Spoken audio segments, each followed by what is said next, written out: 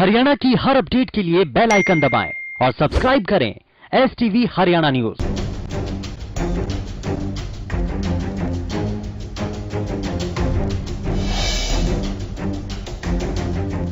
नमस्कार, हरियाणा न्यूज देख रहे हैं आप और मैं हूं आपके साथ सोनिया सत्यानी। देश भर में कोरोना वायरस के जो आंकड़े हैं वो लगातार बढ़ते जा रहे हैं और देखिए 4 मई से लॉकडाउन का जो तीसरा पार्ट है वो शुरू होने वाला, लेकिन फिलहाल ये देखना है कि क्या तीसरा जो पार्ट शुरू होगा लॉकडाउन का उससे कितना असर होगा, उससे जो जनता है वो कितनी जागरूक नजर आएगी। और केंद्रीय स्वास्थ्य और परिवार कल्याण मंत्रालय की ओर से जारी आंकड़ों के मुताबिक देश भर में कोरोना पॉजिटिव मामलों की कुल संख्या 40,000 के करीब पहुंच गई है। वहीं प्रदेश में भी कोरोना पॉजिटिव मरीजों की संख्या में लगातार इजाफा हो रहा है। और आपको बता दें कि पानीपत में एक साथ 9 मामले सामने आए हैं, जिनमें 4 मीडियाकर्मी शामिल हैं। कोरोना के बढ़ते मामलों को देखते हुए खानपुर पीजीआई में खास तैयारियां की गई हैं। इन सभी संक्रमितों की ट्रैवल हिस्ट्री की जांच की जा रही है और साइबर सिटी गुरुग्राम में भी कोरोना मरीजों की संख्या में लगातार इजाफा हो रहा है। और यहां बीते 4 दिन में कोरोना के 16 नए मामले सामने आए हैं। गुरुग्राम में संक्रमित मरीजों का कनेक्शन दिल्ली से होने के खुलासे के बाद प्रशासन और भी ज्यादा सतर्क है। दिल्ली गुरुग्राम सीमा को पूरी तरह से सील कर दिया गया है, आवाजाही बंद कर दी गई है। तो आज हम इस पर ही चर्चा करेंगे कि कैसे इस महामारी पर अंकुश लगाया जा सके और जनता को अपनी जिम्मेदारी समझते हुए घरों में ही रहना है और सोशल और फिजिकल डिस्टेंसिंग का पालन करना है। तो हर रोज की तरह 11 से 12 बजे तक हम हमारे एक्सपर्ट से चर्चा करते हैं और जानते हैं कि किस तरह से कोरोना वायरस के संक्रमण से आप अपना बचाव कर सकते हैं, अपने परिवार का बचाव कर सकते हैं। और इसके साथ साथ ही गंभीर विषय ये भी है कि जो रेड जोन्स घोषित किए गए हैं वहां जो लोग रह रहे हैं वो किन किन हिदायतों का पालन करें और वो किन किन सावधानियों का पालन करें। और हमारे साथ हर रोज की तरह एक्सपर्ट जुड़े हैं। हमारे साथ डॉक्टर अजय गुप्ता जुड़े हैं, डॉक्टर पंकज वत्स हमारे साथ जुड़े हैं और उनसे हम चर्चा करेंगे कि किस तरह से आप अपना बचाव कर सकते हैं कोरोना वायरस के संक्रमण के चलते। डॉक्टर अजय गुप्ता हमारे साथ जुड़ गए हैं। डॉक्टर अजय, बहुत बहुत स्वागत है आपका हरियाणा न्यूज पर। डॉक्टर पंकज वत्स भी हमारे साथ जुड़ गए हैं। डॉक्टर पंकज, आपका भी बहुत बहुत स्वागत है हरियाणा न्यूज पर। डॉक्टर अजय, देखिए आंकड़े लगातार बढ़ते जा रहे हैं। 24 घंटों का जिक्र करें तो पहली बार 2411 देश भर से नए मामले सामने आए हैं। स्थिति को वाकई गंभीर माना जाए, लेकिन आपके हिसाब से इस स्थिति को कब तक लग सकता है कि रोक लगाई जा सकती है, स्थिति कब तक सामान्य हो सकती है? सोनिया जी, मैं आपके प्रश्न को 2 हिस्सों में डिवाइड करके इसका उत्तर दूंगा। बिल्कुल। एक हम देखेंगे कि स्थिति पूरे ऑल ओवर इंडिया की क्या है और एक हम स्थिति देखेंगे कि हरियाणा की क्या है। बिल्कुल। अगर बात करते हैं हरियाणा की, तो आपको जैसे आपके चैनल में अभी बताया गया है कि केसेस लगातार बढ़ रहे हैं, चाहे वो जद्दर है, सोनीपत है, गुड़गांव है, हर जगह बढ़ रहे हैं। तो कल भी आपके चैनल के माध्यम से हमने कहा था कि हमको अब जो केस बढ़ रहे हैं हरियाणा के अंदर, क्योंकि अब ये बॉर्डर हमारा सील हो चुका है दिल्ली से, जितने पॉजिटिव केसेस हो सकता है आप आगे चल के हमको मिलेंगे, लेकिन अब नए केसेस ना तो हरियाणा से दिल्ली आ सकते हैं और ना दिल्ली से हरियाणा आ सकते हैं। लेकिन मैं आज बात करूंगा कि जो नए हॉटस्पॉट्स हैं, जैसे अपने झज्जर में नए पॉजिटिव केसेस आए थे, बहादुरगढ़ में आए थे, झज्जर डिस्ट्रिक्ट में आए थे, तो उनका अगर हम मूल्यांकन करेंगे तो उनमें से जैसे परसों 5-6 केसेस आए थे झज्जर में पॉजिटिव, उनमें से जो 5 थे वो सब्जी बेचने वाले थे और उनका कहीं ना कहीं आजादपुर से कनेक्शन था। एक केस ऐसा था जो स्टाफ नर्स पॉजिटिव थी, जो दिल्ली की हॉस्पिटल में काम करती थी, जो झज्जर में रहती थी, वो पॉजिटिव आई थी। तो ये 6 केस का हमारा हमने इसका होमवर्क कर लिया।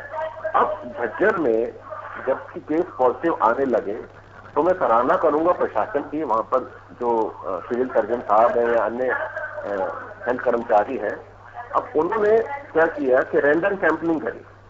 उन्होंने झज्जर और बहादुरगढ़ के अंदर रैंडम सैंपलिंग की, किनकी? सब्जी बेचने वालों की, जिनका वेजिटेबल्स का, सब्जियों का बिजनेस है, व्यापार है, और जो सब्जी बेचते हैं उनकी रैंडम सैंपलिंग की। जरूरी नहीं था कि उनको कोविड के सिम्टम्स हो ना हो। रैंडम सैंपलिंग में हम किसी भी व्यक्ति को ले सकते हैं, लेकिन वो थे सब्जी वाले, दोनों डिस्ट्रिक्ट के अंदर। अब उन्होंने रैंडम जब सैंपलिंग करी तो उनको 19 केस पॉजिटिव मिले हैं। वहां पर 19 केस पॉजिटिव मिले हैं। और देखने वाली बात ये है कि जितने भी ये केसेस थे ये एसिम्टोमेटिक थे। तो प्रशासन ने अब जो डेटा सामने आया, 521 जो सब्जी बेचने वाले हैं बहादुरगढ़ में, और 494 जो सब्जी बेचने वाले हैं झज्जर के अंदर, इनको रैंडम स्क्रीन किया है। रैंडम स्क्रीन से इनको और पता चल रहा है कि एसिम्प्टोमेटिक केसेस भी थोड़े पॉजिटिव आए हैं। दूसरा उन्होंने जो शुरू किया है वो है door to door survey. Jhajjar के अंदर डोर टू डोर सर्वे शुरू किया है प्रशासन ने, और तकरीबन 1,33,000 की घरों में ये जा चुके हैं। इतना अच्छा इन्होंने ये जो प्रशासन ने प्रोएक्टिव एक्शन लिया है। तो अब जैसे भी नए केसेस जब पॉजिटिव आते हैं तो हमको इस तरह का सर्वेलेंस हर जगह लेना पड़ेगा। झज्जर में पहले हमारे पास केसेस पॉजिटिव नहीं थे, जैसे ही झज्जर और बहादुरगढ़ में पॉजिटिव आए उसकी तह तक गए, प्रशासन ने उसका तह तक गए और रैंडम सैंपलिंग शुरू करी, तो उनको पता चल रहा है कि ये जो केस का ओरिजिन है वो कहां से हो रहा है। इसी तरह से जैसे हरियाणा में हो रहा है अभी कि हर डिस्ट्रिक्ट वाइज आपको सर्वेलेंस करना पड़ रहा है, आपको टेस्टिंग कर रहे हैं कि नए मामले जो सामने आ रहे हैं उनका रूट कॉज क्या है, उनकी जड़ क्या है। तो ये जो तरीका है, ये शायद मुझे ऐसा लगता है ये तरीका बहुत कारगर साबित होगा, और यही तरीका हमको हर राज्य में अपनाना होगा धीरे धीरे करके, ताकि हमको देखें कि अगर हमारे पास नए जिलों में नए केसेस सामने आ रहे हैं तो जल्दी से उनको पकड़े, उनका कारण देखें, वो केस कहां से आए हैं, वहां पर सर्विलेंस करें, उनको क्वारंटाइन करें, और अगर ज्यादा सिक है तो उनको हॉस्पिटल में भर्ती करके उनका इलाज शुरू कर दें। अब बात आती है हमारे लॉकडाउन की। देखिए, लॉकडाउन में अब हमने सुना है कि ऑरेंज और ग्रीन जोन में काफी छूट मिली है। सैलून है, बार्बर शॉप है, नाई की दुकान है, वो भी खुल जाएंगी अब। अच्छा, शराब के ठेके मैंने सुनने में आया, मुझे आप करेक्ट करना अगर मैं गलत हूं, तो इवन रेड जोन का भी सुनने में आया कि खुलेंगे, लेकिन वो कंटेनमेंट जोन में नहीं खुलेंगे। तो थोड़ा सा मैं विडंबना में हूँ। एक तरफ तो हम कह रहे हैं कि हमने लॉकडाउन की अवधि बढ़ा दी है, और एक तरफ से हम ये जो शॉप्स है इनको खोल रहे हैं। अब पिछले 15 दिन पहले एक केस हमारे सामने आया था मध्य प्रदेश में कि घर में एक फैमिली ने एक सैलून वाले को बुलाया था अपना हेयर कट वगैरह के लिए, और सारी की सारी फैमिली पॉजिटिव आ गई थी। तो ये थोड़ा मुझे पैराडॉक्स लग रहा है कि एक तरफ हम प्रशासन बहुत अच्छे से एफर्ट्स कर रहा है केसेस को ट्रेस करने में, उनको क्वारंटाइन करने में, और दूसरी तरफ से हम लॉकडाउन भी कर रहे हैं, लेकिन लॉकडाउन में थोड़ी छूट भी मिल रही है। तो मुझे ये थोड़ा सिचुएशन थोड़ी डाइसी से लग रही है। क्या ऐसा तो नहीं होगा कि हम ऑरेंज जोन और ग्रीन जोन के अंदर कुछ खो बैठे 17 मई तक? तो थोड़ा सा हमको बहुत ये प्रिकॉशन लेना होगा, वॉचफुल रहना पड़ेगा इस स्थिति के अंदर। डॉक्टर पंकज, प्रदेश के भी आंकड़े लगातार बढ़ रहे हैं, तो इसी बीच ये क्या माना जाए कि प्रदेश की जो स्थिति है वो नियंत्रण में तो मानी जा रही थी, लेकिन फिलहाल आप देखें कि पानीपत से भी नए मामले सामने आए हैं, गुरुग्राम से भी कल 6 नए मामले सामने आए हैं, तो स्थिति प्रदेश स्तर पर कितनी गंभीर मानी जाए? देखिए सोनिया जी, आप एक बार ध्यान से सुनिए कि मैं कई दिन से आपके फरीदाबाद, पलवल, गुड़गांव के बारे में बातचीत करता रहा हूँ। बिल्कुल। अब आप देख रहे हैं कि पहला केस झज्जर में 27 तारीख को पॉजिटिव आया है, 27 अप्रैल को, और आज जो है उसकी संख्या 50 के आसपास पहुंच रही है। अब ये केस एक दिन में तो आए नहीं है, ना ही 27 अप्रैल से होंगे। इसका मतलब ये पहले से इन्फेक्शन आया हुआ है, कैरियर आए हुए हैं, और जो जितने भी लिमिटेड जो टेस्ट हुए हैं उनमें इतना बड़ा आंकड़ा आ गया है। तो ये जो है ये बड़ी बात है। और जो आंकड़े आ रहे हैं, जो अपडेट हो रहे हैं, वो परसों के आंकड़े अपडेट हो रहे हैं। कल के आंकड़े और ज्यादा स्थिति को भयानक बताएंगे। जैसे अभी आपने बताया कि पानीपत में 9 केसेस आए हैं। अब उसमें खतरा इस बात का है कि इस समय जो रिलैक्सेशन दे रही है, जैसे डॉक्टर अजय भी कह रहे थे, जो रिलैक्सेशन दी जा रही है उसमें एक नई बात और सामने आई है कि उन्होंने red zone, green zone, red zone, orange zone में और भी रिलैक्सेशन दे दी है, यानी इनडायरेक्टली। यानी अगर कोई ऑरेंज जोन होगा, जिला होगा, तो ऑरेंज जोन के जिले में, जिस शहर में, जिस गांव में ये केसेस होंगे, वहीं पर वो जोन माना जाएगा, और बाकी जगह पे वो उसको ग्रीन जोन मानते हुए एक्टिविटी स्टार्ट कर सकते हैं। यानी प्रदेश के इतने सारे हिस्सों में, जैसे सपोज पानीपत में ही है, अगर पानीपत शहर के अंदर है तो बाकी गांव के अंदर सब कुछ खुल जाएगा, समालका में खुल जाएगा। अगर तो इसका मतलब जहां पे होगा बाकी जगह को उन्होंने ग्रीन जोन मान लिया जाएगा। इसी तरीके से जो रेड जोन है, उस रेड जोन में भी अगर मान लो गांव में किसी गांव में केस नहीं है तो उसको ऑरेंज जोन मान के ऑरेंज जोन की फैसिलिटी दे दी जाएगी। तो ये जो वर्गीकरण हो रहा है, इससे काफी दिक्कत आने वाली है। मैं आपके चैनल के माध्यम से एक बात कह रहा था कि ये जो समय लिया गया है, ये जो लॉकडाउन किए गए थे, 2 लॉकडाउन, ये 2 लॉकडाउन तैयारी के लिए किए गए थे, क्योंकि अगर ये नहीं करते तो हमारी स्थिति अमेरिका से भी बुरी होती। बिल्कुल।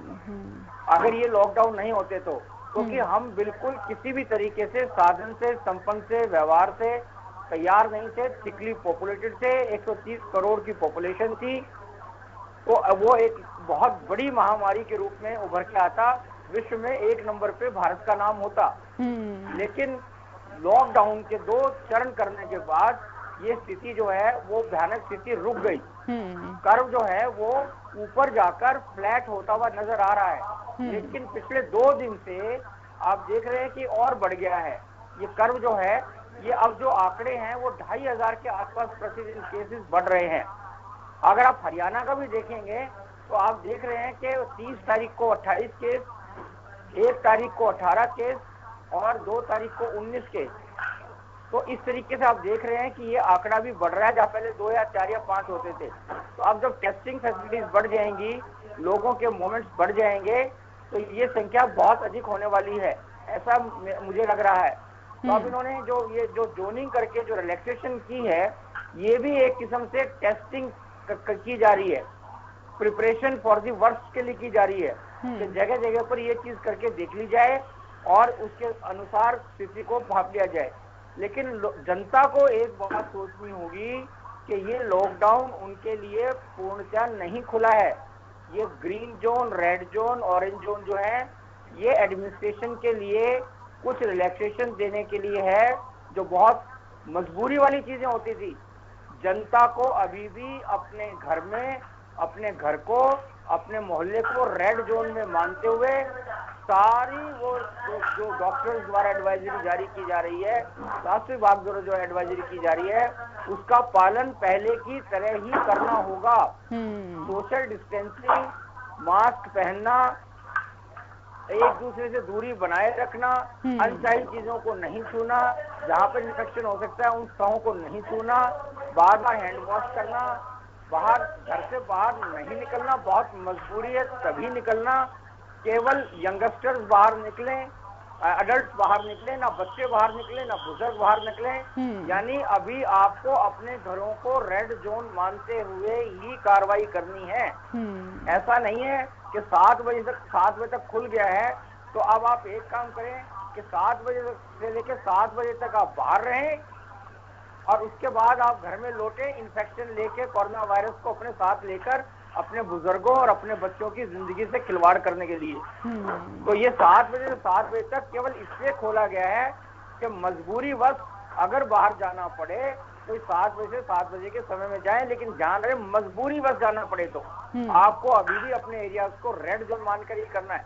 क्योंकि ये जो 7 बजे लेके 7 बजे का समय है, ये इवन रेड जोन में भी कंटोनमेंट एरिया को छोड़ के वहां पर भी बाहर जाना इजाजत दे देगा।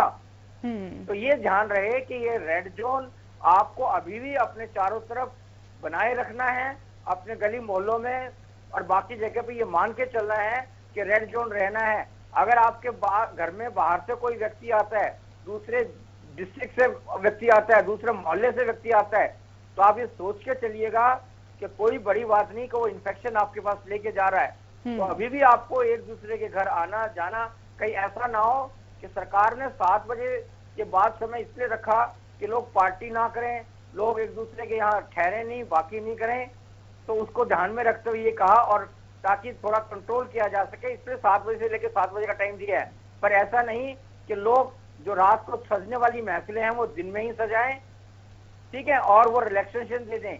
ध्यान रहे ग्रीन जोन में हो चाहे ऑरेंज जोन में हो, अगर गांव में अगर आपने वो हुक्का जो आपने अभी घर में एक के लिए रख दिया था, आप शेयर नहीं कर रहे थे, बीड़ी आप शेयर माचिस शेयर नहीं कर रहे थे, कहीं ऐसा ना हो कि आप ग्रीन रेड ऑरेंज जोन में आप दोबारा ये काम शुरू कर दें और संक्रमण आप तक पहुंच जाए।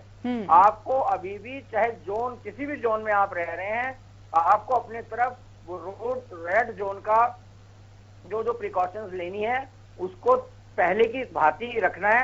अदरवाइज जो स्थिति है वो प्रिपरेशन करने के कारण सिर्फ ये माना जाएगा कि 40 दिन पोस्टपोन हो गई है। अगर लोगों ने संयम नहीं रखा, अगर उन्होंने कंट्रोल नहीं रखा अपने ऊपर, अपने व्यवहार को यथावत नहीं रखा जो इन 40 दिनों में रखे हैं, उसके और बेहतर संयम नहीं रखा, तो ये मान के चलेगा कि ये यहां से कर्व फिर ऊपर की तरफ बढ़ना शुरू हो जाएगा।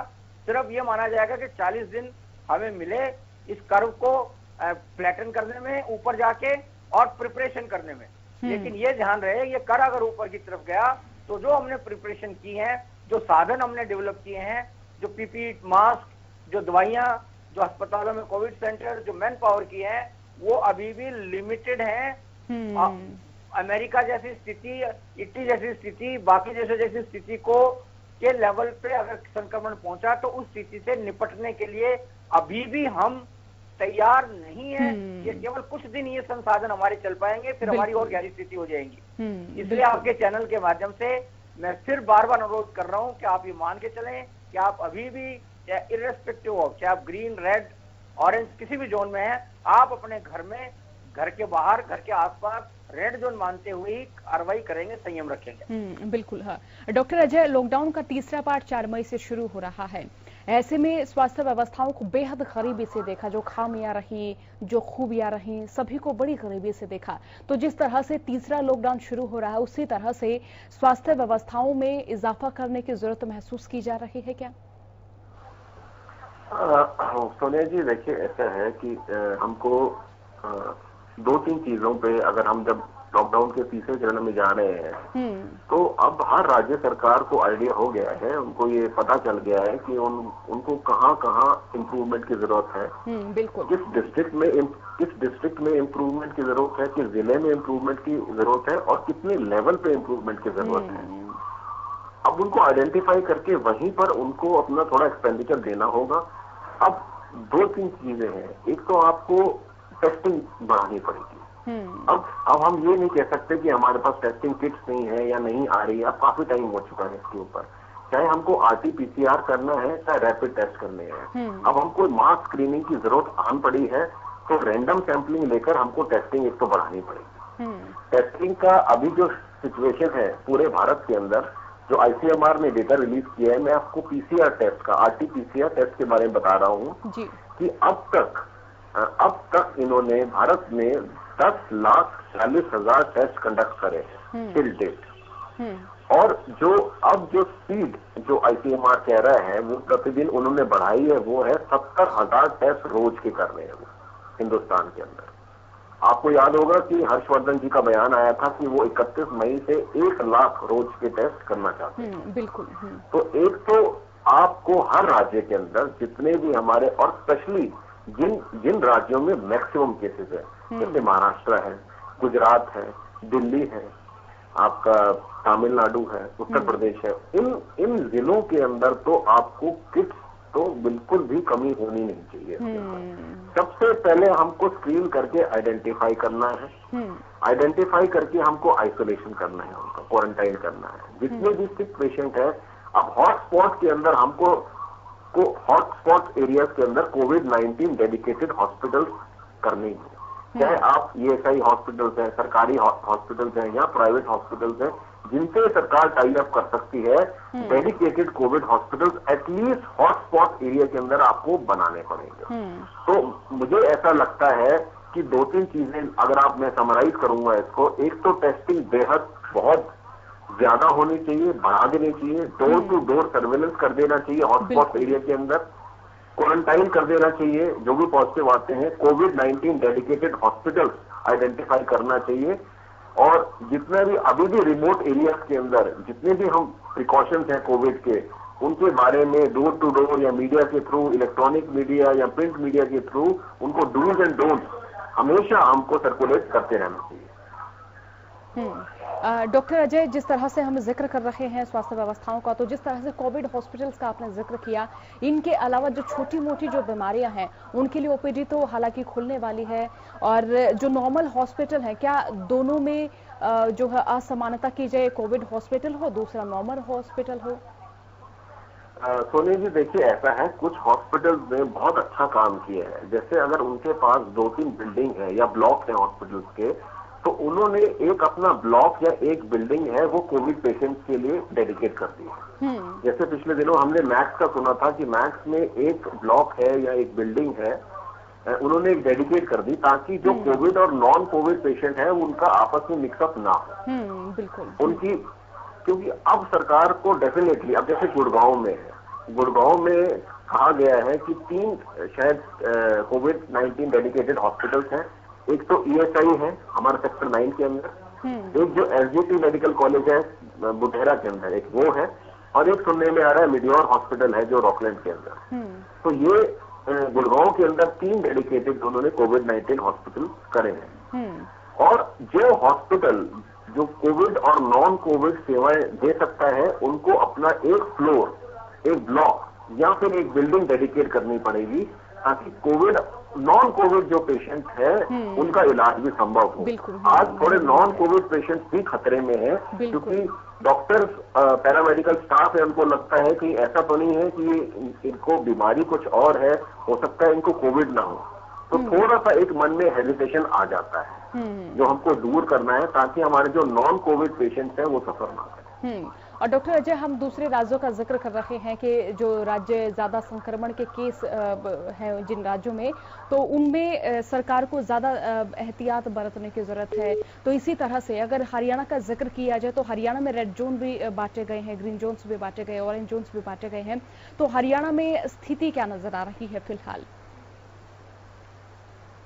मैं ये कहूंगा कि आज से 3-4 दिन पहले हरियाणा की स्थिति बहुत अच्छी थी, लेकिन अभी मैं ये नहीं कहूंगा कि, लेकिन ये है कि 3-4 दिन के अंदर जो ये पॉजिटिव केस सामने आ रहे हैं थोड़ी हमारी चिंता बढ़ा रहे हैं। और चिंता मुझे इसलिए बढ़ रही है क्योंकि जो लॉकडाउन है, लॉकडाउन भी है, और साथ में जो छूट मिली है ऑरेंज और ग्रीन जोन के अंदर, थोड़ी बहुत रेड जोन के अंदर, मुझे ऐसा डर है, मुझे ऐसी आशंका है कि ऐसा तो नहीं जो इतना अच्छा हमारा रोड मैप अब तक रहा है हरियाणा का, वो उसका कर्व कहीं खराब ना हो जाए। बिल्कुल वाजिब। तो ये एक डबल एज स्वॉर्ड जिसको हम कहते हैं कि 2 धारी तलवार न साबित हो जाए।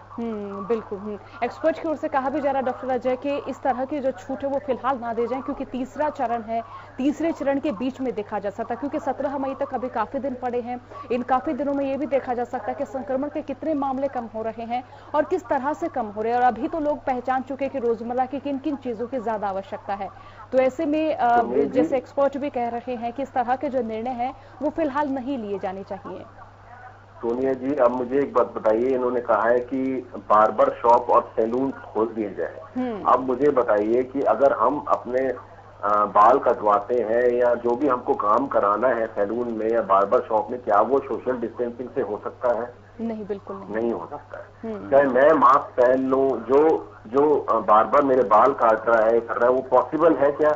It is not practically possible. तो ये तो एक हैरानी वाली बात है कि जो बार्बर शॉप्स है वो खुलने वाली है, और दूसरा मुझे हैरानी है लिकर शॉप्स के ऊपर, जो शराब के ठेके हैं वो खोल दिए जाएंगे। देखो, एक बार अगर आप ग्रीन जोन में कुछ घंटों के लिए अगर खोलते हैं तो समझ में आता है, लेकिन अगर आपको खोलना है तो खोलना क्यों है? मुझे इस बात का, हाँ ठीक है, अगर सरकार को रेवेन्यू चाहिए कि उसके ऊपर, वो अलग बात है, क्यों उनको, लेकिन मुझे तो लगता नहीं अब लॉकडाउन के अंदर लोग ठेकों से शराब पी के, दिन में शराब पी के बैठे रहेंगे। ये जो 2-3 निर्णय जो लिए हैं सरकार ने, ये बहुत ही मतलब स्ट्रेंज है, ये मेरे को हैरान करने वाले हैं। एक तरफ हम दिल्ली से सटा हुआ बॉर्डर पूरा सील कर रहे हैं, इतना स्ट्रिक्टनेस लेके आ रहे हैं, दूसरी तरफ हम ये छोटी छोटी जो दुकानें हैं जिससे हमारे सोशल डिस्टेंसिंग बहुत कम हो जाएंगी। अब आप मुझे बताइए सोनिया जी, मैं जैसे सैलून का मैंने जिक्र किया था, अब जाहिर सी बात है वहां पर लोग बैठे रहेंगे कतार के अंदर। बिल्कुल सहमत। ज्यादा बड़ी दुकानें तो होती नहीं हरियाणा के अंदर। अब मुझे बताइए कि अगर मेरे साथ कोई आदमी बैठा है, क्या मैं 2 फीट या 3 फीट की दूरी पे बैठ सकता हूँ? बिल्कुल नहीं बैठ सकता। कितना भी मैं मास्क पहन लूं। आप देख लीजिए, ये तो एक ये जो निर्णय है, ये सरकार को इसको सोचना चाहिए दोबारा। बिल्कुल। डॉक्टर अजय हमारे साथ बने रहिएगा, डॉक्टर पंकज वत्स साहब भी हमारे साथ बने रहिएगा। लगातार हम चर्चा कर रहे हैं कि लॉकडाउन का जो तीसरा पार्ट अभी शुरू होने वाला 4 मई से, ये किस तरह से शुरू किया जाए, क्या क्या एहतियात बरते जाए। और देखिए, अगर आप सावधानी बरत रहे हैं तो सावधानियों में भी क्या क्या किस तरह से और भी ज्यादा इजाफा किया जाए। वक्त हो गया छोटे से ब्रेक का। हेल्थ एक्सपर्ट लगातार हमारे साथ बने हुए, उनसे हम जान भी रहे हैं कि आपके लिए फिलहाल क्या सही है, क्या खाना बेहतर है, किस तरह से आप और भी ज्यादा सावधानियां बरत सकते हैं। डॉक्टर अजय गुप्ता हमारे साथ बने हुए, डॉक्टर पंकज वत्स भी हमारे साथ बने हुए हैं। डॉक्टर अजय, देखिए फिलहाल लॉकडाउन में छूट देने वाले जो फैसले हैं उन पर हम जिक्र कर रहे हैं, वाकई चौंकाने वाले फैसले भी हैं। तो आपके हिसाब से अगर हम छूटों का जिक्र करें तो किन किन क्षेत्र में होनी चाहिए?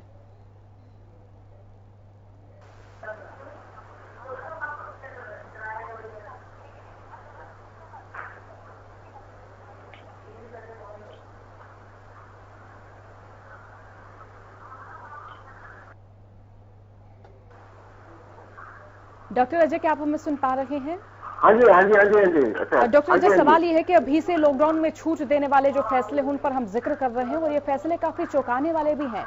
तो आपके हिसाब से किन किन क्षेत्रों में छूट देने फिलहाल बेहतर समझी जाए? सुनिए जी, एक तो उन्होंने एक जो सरकार ने ओपीडी क्लिनिक, जितने भी छोटे क्लिनिक है, ओपीडी है, हर जोन के अंदर खोल के बहुत अच्छा किया है। चाहे वो रेड जोन है, ग्रीन जोन है, ऑरेंज जोन है।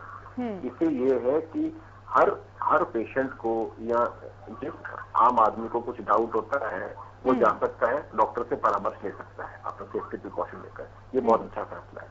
दूसरा, जैसे आपने नॉर्मल किराने की दुकानें खुली थी, जो डेली राशन हमको चाहिए, जो बेसिक एम्यूनिटीज है, ठीक है, वो आपने खोली है, कोई दिक्कत नहीं है उसके। हर आदमी को आटा, दाल, चावल, गेहूं चाहिए, और जो जितना भी हमको नॉर्मल ग्रोसरी का सामान चाहिए होता है, बिल्कुल जरूरत है। बीच में खबर आई थी कि आप कह रहे हैं कि आप इलेक्ट्रिकल शॉप्स खोल रहे हैं, कोई दिक्कत नहीं है, गर्मी आ सकती है, आपकी इलेक्ट्रिकल अप्लायंस है, चाहे वो आपका टीवी है, आपका फ्रिज है, आपका पंखा है, आपका वाटर प्यूरिफायर है, आपका एयर प्यूरिफायर, खराब हो सकते हैं, उनकी मैकेनिक की जरूरत है, वो आप ले सकते हैं, जरूरत है, ठीक है, कोई दिक्कत नहीं है, आपको खोल दीजिए उनको, ठीक है। मेडिकल स्टोर, फार्मेसी की दुकान ऑलरेडी खोली हुई है, जरूरत है, खोल दी, कोई दिक्कत नहीं है आपको, ठीक है। अब उसके अलावा, इन चीजों के अलावा आप हमको बताइए, सुनिए जी, अगर हम इसका चर्चा करें इसके ऊपर, ऐसी कौन सी चीज है जिसके बिना हमारी रोजमर्रा की जिंदगी नहीं हो सकती, ठीक है। क्या आपको, अगर आप ड्रिंक नहीं करेंगे, आप दारू नहीं पिएंगे, क्या आपका काम नहीं चलेगा? क्या अगर आपके बाल 1-2 महीने नहीं कटेंगे तो आपका काम नहीं चलेगा? और आप देखिए, जितनी भी आप छूट देंगे उसके कारण आप सड़क पे आपकी आवाजाही बढ़ेगी। हर नाके पे पुलिस है। आप मुझे बताइए, पुलिस के लिए कितनी बड़ी ये सरदर्दी बढ़ जाएगी। अभी तो छुट-पुट लोग आते हैं, पुलिस उनसे पूछती है, भाई साहब आप कहाँ जा रहे हैं, अपनी आईडी दिखाइए। अब आप जहाँ वो 1 घंटे में 10 लोगों को देख रहे हैं, रोक रहे हैं, अब आप 1 घंटे में कम से कम आपको 60 या 70 लोगों को रोकना पड़ेगा। ये कहाँ तक पुलिस के लिए संभव है? इस लेवल पे ट्रैकिंग हो पाएगी इसके अंदर जितना। अब सडनली आप छूट देंगे, सुनिए जी, मैं जिक्र करता हूँ कोई भी दुकानों का, सडनली 1-1.25 महीने के बाद लोग उन दुकानों पे जाएंगे, आपको लगता नहीं कि उन दुकानों पे भीड़ होगी? मैं बार्बर शॉप की बात कर लेते हैं। आप बताइए कि मंगलवार को अगर ये दुकानें सोमवार को खुलती हैं, तो आप सोचिएगा सुबह से लाइन लगनी शुरू नहीं हो जाएगी वहां पर। आप वहां पर पुलिस का पहरा बैठाएंगे, या जो उस दुकान का ओनर होगा, क्या वो इंश्योर कर पाएगा कि सोशल डिस्टेंसिंग हो? क्या उसकी दुकान इतनी बड़ी है? क्या आपके ठेके खुल जाएंगे, आप वहां लाइन लग जाएगी, लोग हड़बड़ी में खरीदना शुरू कर देंगे इसके अंदर। तो कुछ जो फैसले हैं, देखिए, हम लॉकडाउन का मतलब लॉकडाउन होता है। हमको पता है ये जो कोविड-19 है, ये कितनी कंटेजियस, कितनी खतरनाक बीमारी है, जो कितनी आसानी से फैल जाती है। एक बार एक व्यक्ति संक्रमण में आ गया, उसको 14 दिन का क्वारंटाइन करना पड़ता है। ना सिर्फ उसको, उसके फैमिली मेंबर्स को क्वारंटाइन करना पड़ जाएगा। इस बीच में हम जो ये फैसले ले रहे हैं लॉकडाउन के अंदर, तो मुझे ऐसा लग रहा है ये हैरान कर देने वाले फैसले हैं। इनका रिपरकशन, ये फैसले ऐसे ना हो कि हमारे हरियाणा की टैली को ये कहां से कहां पहुंचा। बिल्कुल सहमत है। डॉक्टर पंकज, एक्सपर्ट्स की ओर से तर्क दिया जा रहा है कि शराब पीने से किसी तरीके से आपकी सेहत में कोई इजाफा नहीं होगा, लेकिन लोगों की एक मेंटली जो सिचुएशन है या फिर उनका जो मनोवैज्ञानिक तरीका है वो इस तरह से एक्सप्रेस कर रहा है कि शराब अगर पिएंगे तो वो स्वस्थ रहेंगे। चैनल के माध्यम से बता रहे थे कि शराब का इस कोरोना वायरस से कोई सीधा संबंध नहीं है। शराब पीने वालों को कोरोना वायरस प्रभावित नहीं करेगा, ऐसा नहीं है। जो कोरोना वायरस है वो सबके साथ एक जैसा व्यवहार कर रहा है, गरीब अमीर, जाति का, धर्म का, शराब पीने वाले ना पीने वाले का, वेजिटेरियन नॉन वेजिटेरियन का, किसी का ख्याल नहीं करता है वो। शराब पीने से अपने आप में कोरोना वायरस होने वाला भी नहीं है, लेकिन जैसा डॉक्टर अजय कह रहे हैं कि शराब पीने के बाद जो आपका व्यवहार में परिवर्तन हो जाता है, उसके बाद आप सोशल डिस्टेंसिंग छोड़ देंगे, बिल्कुल, उसके बाद बाकी और गलतियां करेंगे, आप मास्क नहीं पहनेंगे, एक दूसरे के साथ इकट्ठा मिलकर ये काम करेंगे, ग्लासेस शेयर करेंगे, बोतल शेयर करेंगे, उसके लिए आप अननेसेसरी उन जगहों पर भीड़ इकट्ठी होगी जहाँ पे आप दुकान खोलेंगे, तो ये खतरे की घंटी है। शराब अपने आप में ना इसके फायदे में है ना इसके नुकसान में है, लेकिन ये उसके कारण जो वो होगा, दिक्कत आएगी, वो परेशानी होने वाली है। और जहां तक बिल्कुल ठीक कहा उन्होंने कि बार्बर की दुकान खुलने पर क्या वो सोशल डिस्टेंसिंग मेंटेन कर पाएंगे कि नहीं कर पाएंगे। अगर मान लो ये खोलने की स्थिति मैंडेटरी हो भी रही है, तो उस स्थिति में भी ये, मैंने आपके अभी थोड़ी देर पहले आपको ये कहा था कि आपको खुद को ये मानना होगा कि आप अभी भी रेड जोन में हैं। बिल्कुल। तो अब वहां पे जहाँ पे बार्बर की शॉप में जा रहे हैं, तो वहां पर भी आपको ये मानते हुए जानना है कि आप रेड जोन में हैं, यानी वहां जाने वाले ग्राहकों को ही अपनी सोशल डिस्टेंसिंग बात करनी पड़ेगी। आपने वहां पे चले गए, अपना नंबर लगवा के आ गए, टोकन सिस्टम कर दिया, आपको टाइम बता दिया और उसी टाइम पर आपका ग्राहक आएगा। अगर आपको खोलना ही पड़ा तो इस तरह की स्थिति करनी पड़ेगी। दूसरा ये है कि जो डॉक्टर अजय ने लिस्ट दी है उसमें एक चीज और ऐड कर रहा हूँ कि इलेक्ट्रॉनिक्स को भी आपको ऐड करना पड़ेगा। आपको जो आपके मोबाइल फोन्स हैं, लैपटॉप्स हैं, क्योंकि आज की तारीख में बहुत जगह पे online counselling, online sessions, online classes, online coaching, ये बहुत हो रही है। और इस समय जो है मोबाइल फोन का होना या लैपटॉप का होना, इन साधनों का होना या ऐसे में इनके खराब होने पर कोई और तरीका ना होने के बाद आदमी बहुत दिक्कत महसूस कर रहा है। अभी गांव में भी रहने वाले लोगों को भी हो सकता है कि कहीं कहीं तो ऑनलाइन एग्जामिनेशन भी देने पड़े, इस तरह की सिस्टम करना पड़े।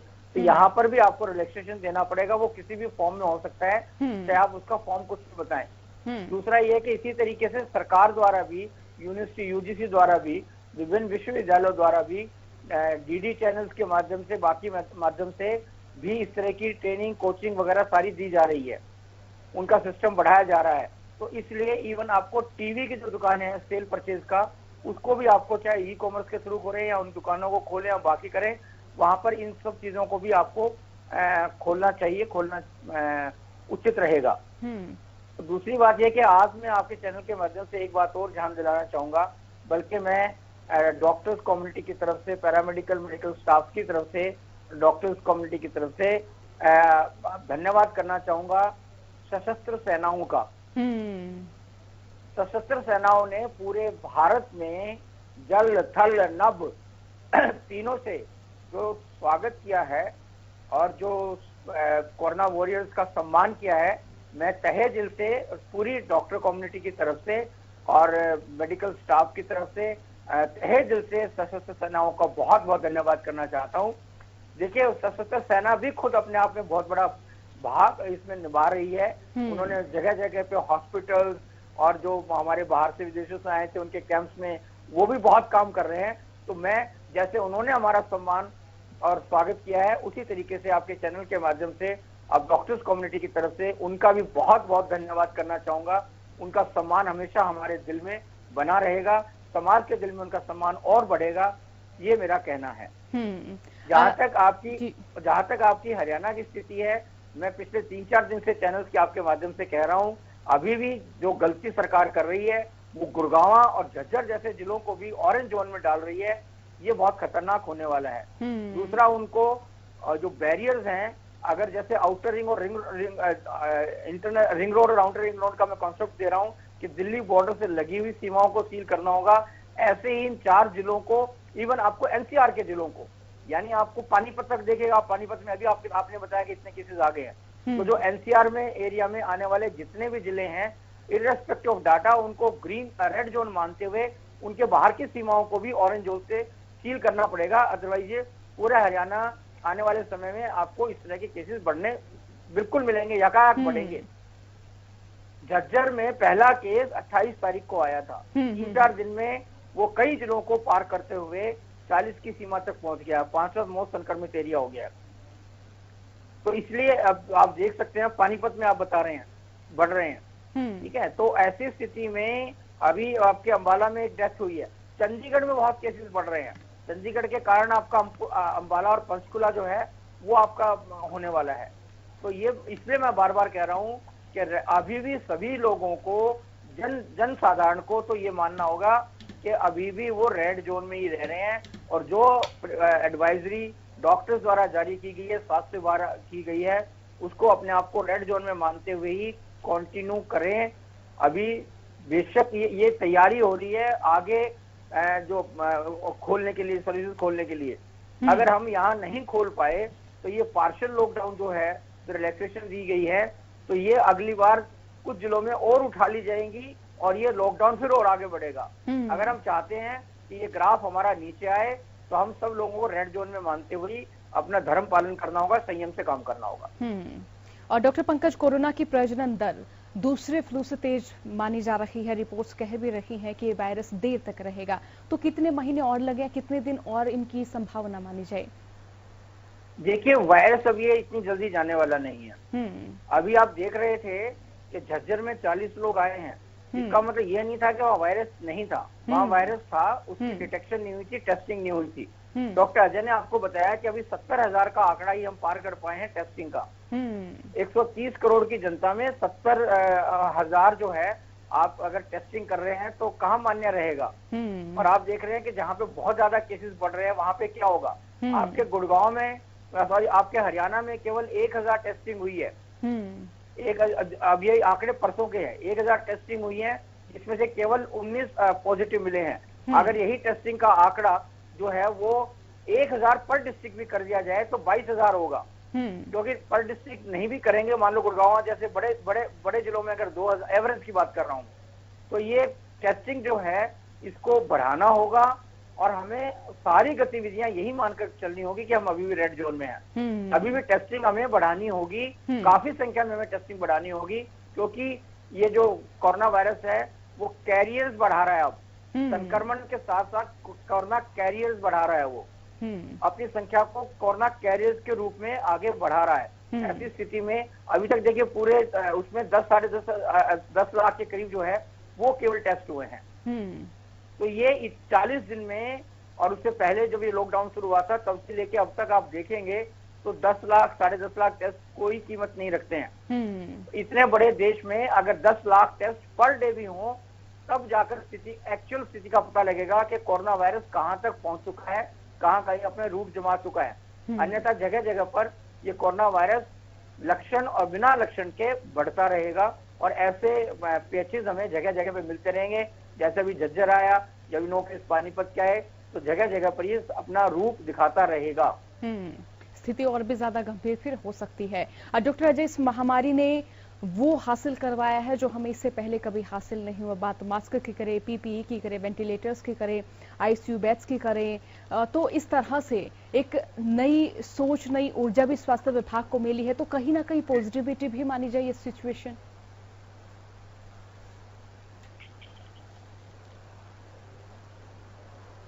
को एक महामारी से लड़ना सिखाया है, दूसरी महामारी के लिए तैयार होना सिखाया है, और एकजुटता सिखाई है कि अगर अब नॉट नेसेसरी, ये जरूरी नहीं है कि आपको युद्ध भूमि में हर लड़ाई जीती जाए। अब आपको लॉकडाउन सिखाया है इसमें कि आपको घरों में रहना इनमें सिखाया है, आपको स्वच्छ रहना सिखाया है, स्वच्छता की कितनी अहमियत है ये सिखाई गई है।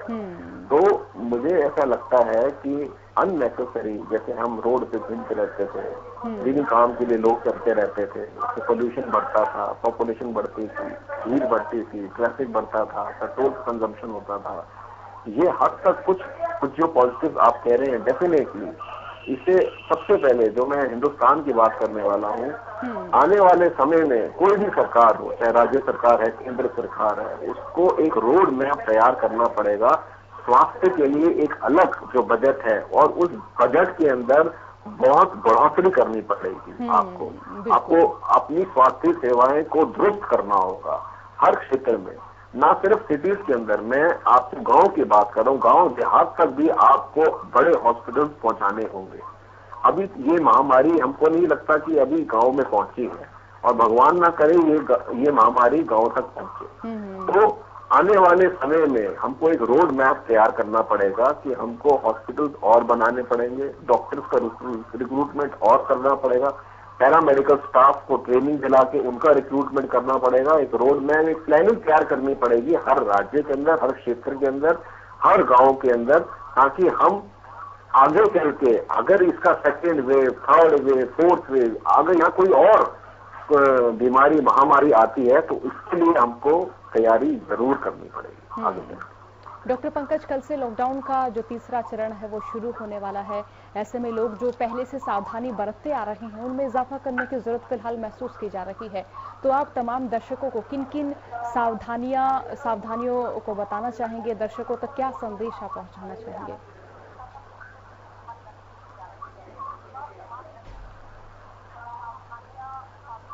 जो सीख आपने ली है, एक बात निश्चित करें कि ये माने कि जैसे जजेस के लिए जुडिशियल कॉलोनीज बनाई जाती हैं और वो कोर्ट के नजदीक बनाई जाती हैं, इसी तरीके से जो हॉस्पिटल्स हैं, जितने भी सरकारी हॉस्पिटल्स, गवर्नमेंट जो है हॉस्पिटल्स हैं, ये सुनिश्चित किया जाए कि वहाँ कार्यरत पैरामेडिकल स्टाफ और डॉक्टर्स के लिए वहीं पे सफिशिएंट नंबर ऑफ रेजिडेंसीज भी साथ में बनाई जाए।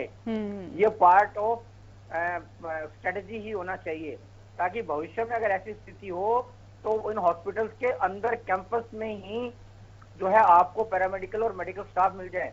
दिल्ली में भी इस तरह की व्यवस्था है, बाकी जगह भी व्यवस्था है, क्योंकि उनका आना जाना, जैसे अभी दिल्ली और हरियाणा के डॉक्टर्स पर पाबंदी लगा दी कि वहां नहीं जाएंगे और वहां से वहां नहीं जाएंगे, तो इसलिए डॉक्टर्स की रेजिडेंसीज, पैरामेडिकल स्टाफ की रेजिडेंसीज, जितने भी हेल्थ इंस्टीट्यूशंस हैं, उसका पार्ट एंड पार्शल बनना चाहिए कि उनकी सफिशिएंट नंबर ऑफ बने। दूसरी आपने बात जो प्रिकॉशंस की है, वो प्रिकॉशंस, वही प्रिकॉशंस जो है, गोल्डन रूल है ये जो है 2 गज की दूरी, ये है हमारी मजबूरी और ये है बहुत जरूरी। ये मंत्र जो है बार बार लोगों को रटना होगा, ध्यान रखना होगा। लॉकडाउन में जो भी रिलैक्सेशन दी गई हैं, उनके बावजूद भी इस नियम का तहे दिल से, ईमानदारी के साथ, संकल्प शक्ति के साथ पूरा करना होगा। मास्क जो है वो आपके शरीर का पार्ट हो जाना चाहिए। जैसे आप बगैर कपड़ों के घर से बाहर नहीं निकल सकते, आप जैसे नंगे बाहर नहीं निकल सकते, इसी प्रकार कपड़े पहन के निकलते हैं, ऐसे ही आप जब भी किसी व्यक्ति के कांटेक्ट में आएंगे तो आप आने से पहले, घर से बाहर निकलने से पहले मास्क या अंगोछा आपके मुंह पर अवश्य होना चाहिए, चाहे आप किसी भी जोन में रह रहे हैं।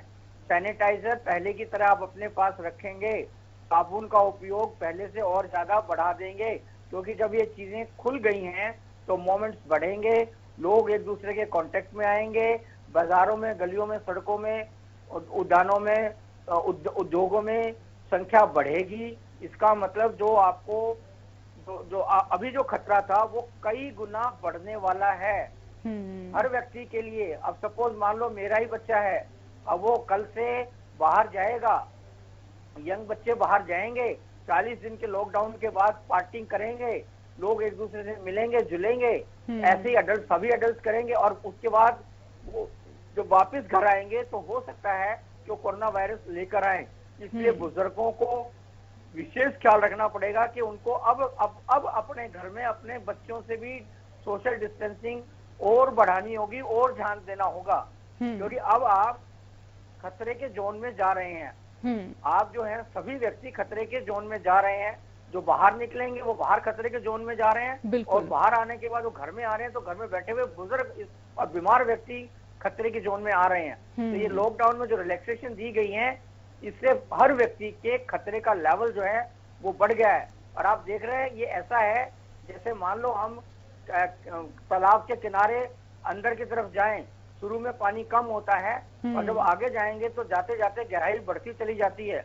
इसी तरीके से अब जो है इस बीमारी की गहराई बढ़ती जाएगी। हम अगले दौर में जा रहे हैं, अंदर की तरफ जा रहे हैं, तो हमें विशेष ध्यान रखना होगा, अदरवाइज हम डूब जाएंगे। बिल्कुल। तो उसी तरीके से सभी को ये ध्यान रखना होगा कि अब उनकी ज्यादा जरूरी हो गया है 2 गज की दूरी। अभी तक था 2 गज की जरूरी, पर अब हो गई है आपकी मजबूरी। बिल्कुल। डॉक्टर अजय, इसी बीच दिल की मांसपेशियां भी वायरस का आसानी से शिकार हो रही हैं। दिल की मांसपेशियों का अगर हम जिक्र करें तो यहाँ पर भी सबसे ज्यादा संक्रमण माना जा रहा है। तो फिलहाल जो हृदय रोगी हैं उनको क्या कुछ करना चाहिए? बात ये है कि उनको तो लॉकडाउन का मतलब लॉकडाउन होता है। घर के बाहर जो सीमा रेखा है वो एक लक्ष्मण रेखा है। जितने भी हमारे जो लोग हैं, चाहे वो एल्डरली है या यंग, जो हृदय रोग से पीड़ित है, चाहे उनको अगर हार्ट अटैक हो चुका है, चाहे उनको बीपी है या अन्य कोई भी बीमारी है, उनको तो बहुत एहतियात रखनी पड़ेगी, उनको घर पे रहना पड़ेगा और समय समय पे अपना ख्याल रखना पड़ेगा। अगर हाइपरटेंशन है, ज्यादा बीपी है, तो उनको रेगुलर बीपी मॉनिटरिंग करनी पड़ेगी। अगर बीपी हाई है तो दवा लेकर उसको ठीक करना पड़ेगा। पूरी हाइजीनिक कंडीशन अपना मेंटेन करना पड़ेगा, सोशल डिस्टेंसिंग पूरी मेंटेन करनी पड़ेगी।